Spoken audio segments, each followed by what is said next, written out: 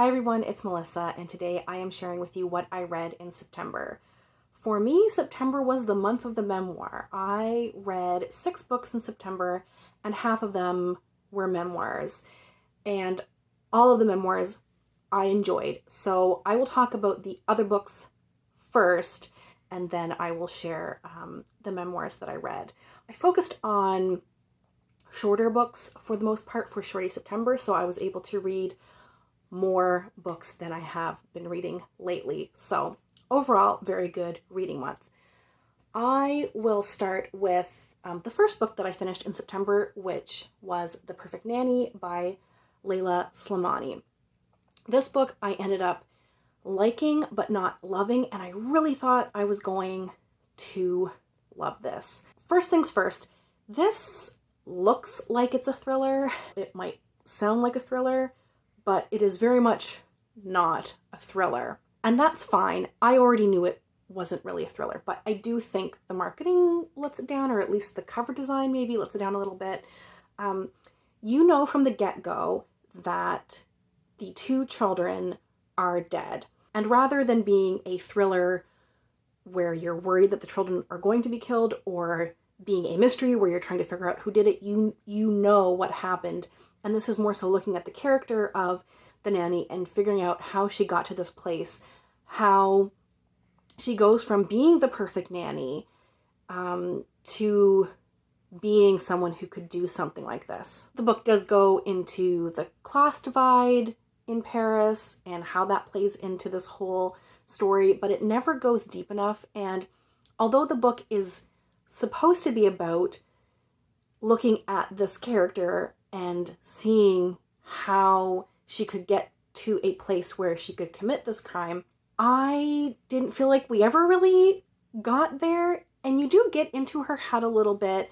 They're shifting perspectives, so you kind of get the perspective of the mother, and you get little in-between bits of perspective from other people who had known the nanny previously, and you get the perspective of the nanny as well. But in the end, I didn't really feel like we ever understood how she got to this point. Maybe that was the point, was to leave it kind of unexplained in a way, but it wasn't very satisfying. So I liked the book, like the experience of reading it, but I just kind of at the end felt a little bit mad about it. So that's The Perfect Nanny. I also read And Then There Were None by Agatha Christie. I've been meaning to read this forever. This is probably one of the most famous, what do you call those, closed room or locked room mysteries.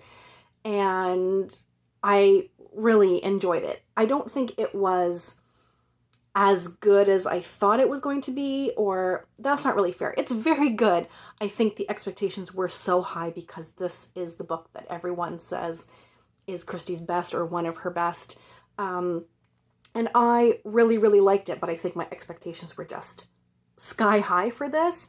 But it was super enjoyable. It was so fun to try to figure out who did it. So the general premise is that a group of very different people all get invitations to this island. Once they get there, they slowly start dying one by one, and you and they are trying to figure out who the culprit is, and they really can't go anywhere for help. They're kind of stuck on this island until they can figure it out. I never figured it out. I was very sure I had the answer, like very early on in this book, and no, I didn't figure it out. So I don't know if there is actually enough clues to really figure it out. You'd have to make a lot of really big leaps, but nevertheless, super fun, and so glad that I read it, really enjoyed it. Another book I read as part of Shorty September was Foster by Keegan. This is, I think, under 100 pages. I listened to it on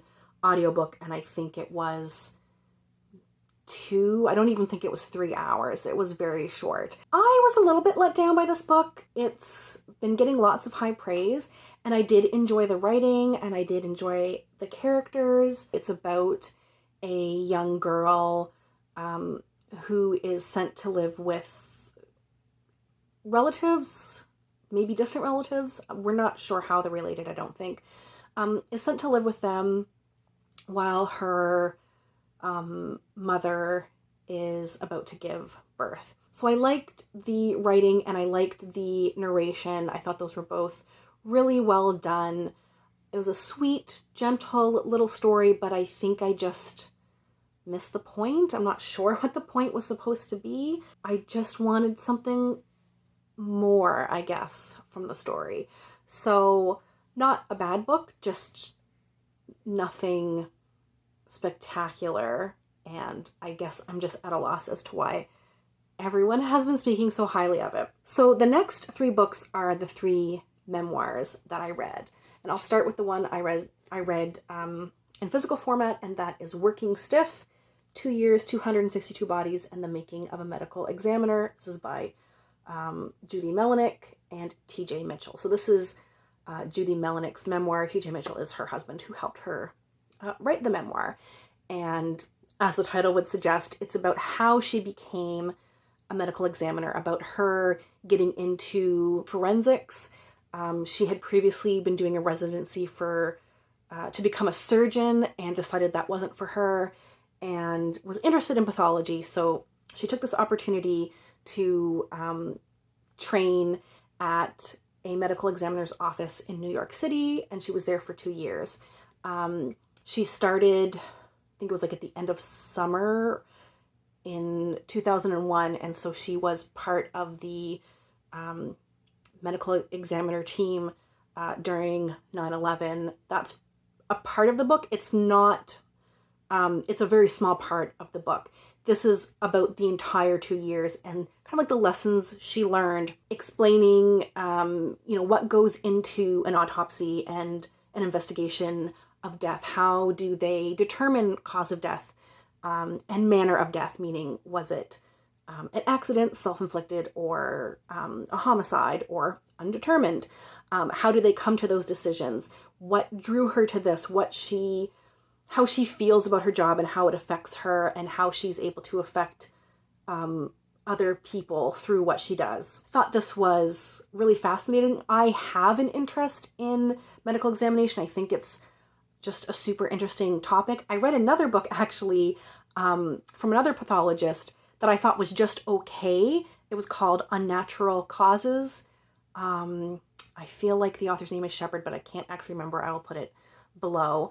But I just thought that one was okay. And this is what Working Stiff is what I had expected that book would be, but wasn't. Really interesting, but be aware she does go into gruesome, sometimes, detail.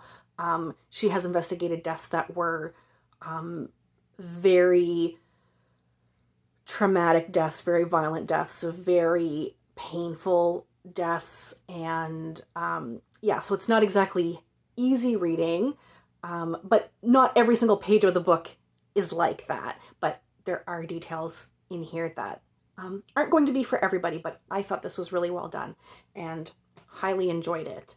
The next memoir I read was on audiobook. That's 10 Steps to Nanette by Hannah Gadsby. So she became famous. Well, she already had a good career as a stand-up comic in Australia, and I think to an extent in the UK and maybe New Zealand, but wasn't really well known outside of those countries. But she became more famous worldwide after her special Nanette, which, when did that come out? 2018, I want to say, or something like that. I can't even remember. But this is her memoir, as the title suggests, how that show came to be, but really it's her entire memoir of her childhood, because in order to understand how that show was created, you need the context of how she grew up, where she grew up in Tasmania, and the homophobic environment in which she lived, the fact that she's gay, the trauma she endured.